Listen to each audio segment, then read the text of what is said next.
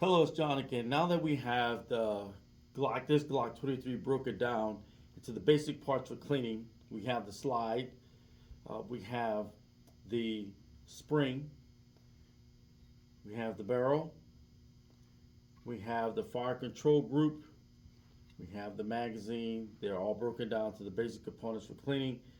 We have the bins. Again, there's no ammunition, anything that's unsafe here. There's no live ammo in this area for this demonstration. So, from the last time I cleaned this weapon, I had not fired it again. But for the demonstration purposes, I'm going to go through what you would do to clean it. And what I do is that after I get the weapon broken down, I look into the slide, and without having to take anything else apart, I like to use hops solvent, their cleaning solution, because it is a cleaner and a lubricant at the same time. It's a fairly light cleaning solution as well. They also have a light oil that I also like using. And on some of the moving parts, because Glock only has 4 points on their slide where you put oil, you can also use Remington, which I use the Remington rim oil as well sometimes for that. I have a cap that I will pour some of the hops in, so I'm not dipping my cleaning brush here back into the actual jar, therefore contaminating the solution even further. So I would dip it, and I would come over with the slide, and I would take that nylon brush and I would just start cleaning that slide, rubbing that Hoppy's cleaning solution around, and I would take out as much as that carbon as can. I would make sure that I got that face where the firing pin comes out, where the striker is.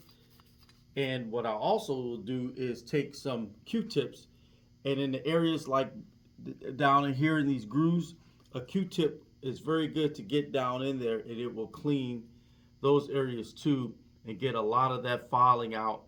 And in the grooves in here, I will use a Q-tip to make sure, and you can look at that Q-tip and see that a lot of that carbon, even though I've cleaned this weapon already, a lot of that carbon will still weep out. And you would just continue to clean this and rub that Q-tip in there until basically you don't see any carbon anymore. Same thing with the fire control group. You will get that brush wet with that cleaning solution, and I scrub the rails, the fire control group down into the magazine well. Just get it all over. And I will continue to rub it until I'm not seeing the carbon anymore. There again, I'll take my Q-tip and I'll get down into the crevices. I'll rub it to make sure that the carbon is coming off. And you can also do this with a patch as well. You can take a patch and you can rub it around, and you can see that you will pick up the traces of the carbon on there. Now this magazine, I also clean my magazines, the followers, because they can get dirty, as you can see this one was. And I would rub that, and I would just continue to rub it until it comes clean, which that one did. And I would take my cleaning rag, which I use with these. I use microfiber towels. Microfiber towels are they work extremely well, so I use those for cleaning. And then we'll get to the part where we're going to clean the barrel. So with the barrel, what you would do, you would use a brush, and you can use a cable. I like using rods as well, but the cable is because of the way that it's made. It keeps you from hitting the crown of this with anything to damage it, because that could be very bad. So I will dip the end of the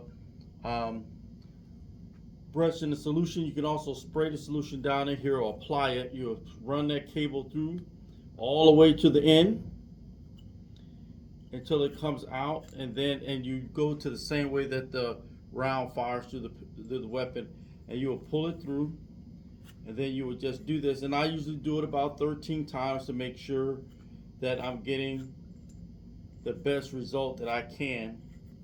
And then after you run that brush through several times, you will take your patch, and I already have these set up, and you'll run your patch through same direction. As you can see, it does get that filing out of there, and you would just keep running the patch through it and just change them until it comes out clean and you're not seeing that filing on there anymore. And so once you do that, you wipe that off, wipe that down, and once everything is dry, you can start putting the weapon back together again. Okay, so you saw it before, just so you can see that. Oh, also, by the way, you also want to take your brush and clean this spring and make sure that all the carbon is off that spring as well. It's like the rest of the parts. So I'm going to show you that I did clean that barrel. I'm going to take another patch and run it through just so you can see the result of it. As that patch is run through, it was dirty the first time. That patch pretty much comes out clean now. So that's done. It's been wiped out and clean. The fire control group rather, and also the slide. Here are my bins for things that were dirty and the things that got cleaned, and that essentially is how you would clean this weapon up. So I'm going to reassemble this weapon and the function test it. So the way I'll do that again is that you'll take the barrel, put it back down into the slide, insert your spring, coil spring, and you would put it back on these slide rails. Again, you want to put a drop of oil, and we'll use rim oil for here now, on these 4 points on the slides, and then you would reassemble. Let's rub that in a little bit. And then you will reassemble. Didn't get it quite square on there.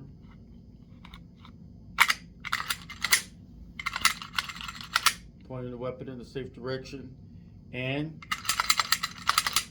you pull that trigger, it resets. Everything works fine. So that's the disassembly and the cleaning that you saw on this video, and we'll catch you on the next one.